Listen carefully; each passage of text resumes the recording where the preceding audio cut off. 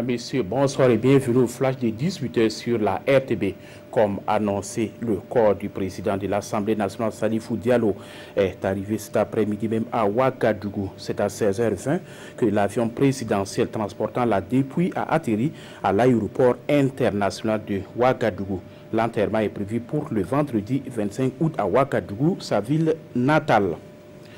Les États-Unis d'Amérique et l'hôpital Blaise Compaoré viennent de nouer un partenariat pour assurer une meilleure prise en charge des blessés graves en cas d'attaque terroriste. C'est dans cette perspective qu'une formation a été initiée au profit du personnel ce 23 août en urgence médico-chirurgicale. Après la phase théorique, il y aura la phase pratique dans un laboratoire aménagé pour la cause. La formation est assurée par des experts américains et taïwanais. Le département en charge de la justice s'engage pour la promotion du civisme au Burkina Faso. Il a organisé hier un atelier de sensibilisation sur la liberté de réunion et de manifestation au Burkina au profit des leaders syndicaux et d'associations de jeunes du Burkina. C'est au regard de nombreuses manifestations qui sont organisées sans respect des règles en vigueur que ce département ministériel a initié cette séance de sensibilisation afin de lever davantage le niveau de civisme au Burkina.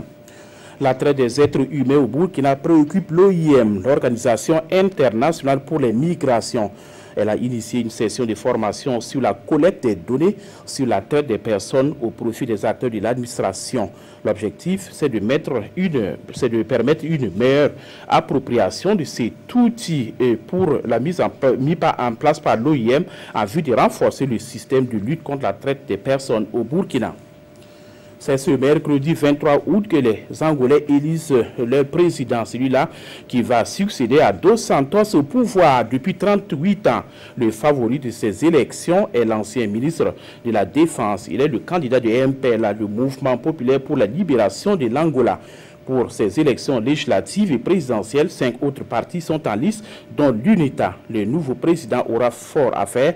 Le pays traverse une grave crise depuis 3 ans en raison de la chute du coût du pétrole. Voilà, c'est l'essentiel de l'actualité sur la RTB. Mais cela va se passer une excellente soirée en compagnie de la chaîne au cœur des grands événements.